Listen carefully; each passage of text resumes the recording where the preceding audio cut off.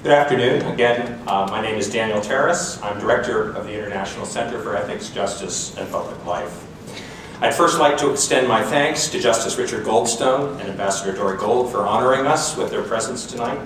Both of you have made great efforts to be here to honor the shared commitments to peace and justice that President Reinhardt's just described. I'd also like to thank President Reinhardt's for his long-standing commitment to tackling controversial issues here at Brandeis. And I'd like to thank Professor Ilan Troen and Stephanie Gerber-Wilson of the Schusterman Center for Israel Studies for sharing the pleasures and challenges of hosting this event with me. Before I introduce Justice Goldstone, just a few words about the format of our event today. First of all, this is not a debate. No doubt Justice Goldstone and Ambassador Gold will disagree sharply on some key issues, but they are not here to score points.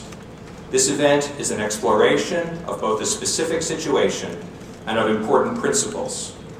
The Middle East and the laws of war are complex and multifaceted topics, and the goal of this evening is illumination, not confrontation.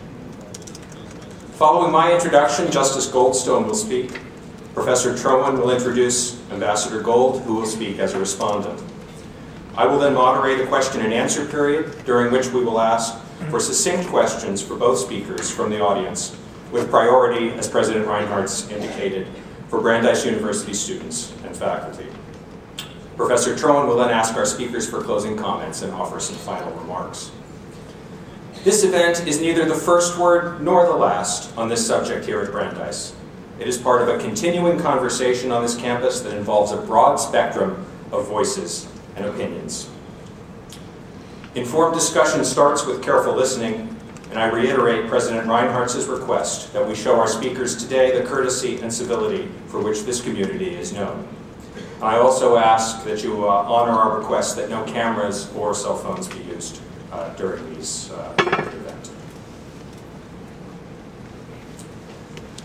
The most important development in international law in the last 2 decades has been the creation of legal standards and institutions designed to safeguard the rights and the welfare of the world's most vulnerable people. I put it this way because international humanitarian and criminal law, as Richard Goldstone has practiced and advocated for it, is not about abstract principles or about punishing wrongdoers. The law for Justice Goldstone is about preserving human lives and human dignity. He has pursued this commitment with sufficient vigor and competence over the last 2 decades to become the world's leading figure in international justice, for which he was honored by the MacArthur Foundation in June of this year. A native of South Africa, a commercial lawyer by background, Justice Goldstone first came to prominence as the head of a commission that courageously investigated state-sponsored violence under the apartheid regime in his own country. In 1994, he was named as one of the first justices of the Constitutional Court in the newly democratic South Africa. Then came a surprise, an invitation to serve as the first prosecutor for the new United Nations tribunals based in The Hague that would investigate war crimes and crimes against humanity during the conflicts in the former Yugoslavia and Rwanda. In that position, Justice Goldstone helped establish the legal precedents and institutions that represented the first substantial accountability for crimes against humanity since the Nuremberg trials a half-century before.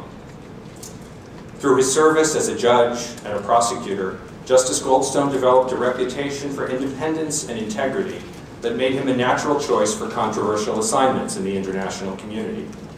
He led an independent inquiry that looked into the legal and moral basis of NATO's bombing campaign in the 1999 Kosovo conflict. While the mission on the Gaza conflict, our reason for being here today, was done at the request of the United Nations, his most recent assignment before the Gaza conflict was an investigation of the United Nations itself. He worked with Paul Volcker as part of a 3-person commission that investigated corruption in the UN in relation to the oil for food scandal, a sensitive inquiry that went all the way to the office of the Secretary General.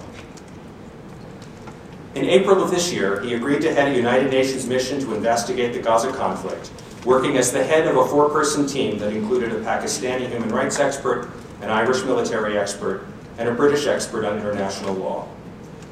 Their report was presented to the Human Rights Council in September, and its findings with regard to Israel and Hamas have since been endorsed by the Council and forwarded to the General Assembly, where, as President Reinhardt's noted, they took it up this week to coincide with our event. It remains to be seen what formal actions will be taken in response to its recommendations by Israel, by Hamas, and by the international community. Justice Goldstone is a familiar figure here at Brandeis, where he was awarded an honorary degree in 2004. He has spoken here often on a variety of topics in his role as board member and now chair of the board of the International Center for Ethics, Justice, and Public Life, and in his role as founding leader of our Brandeis Institute for International Judges.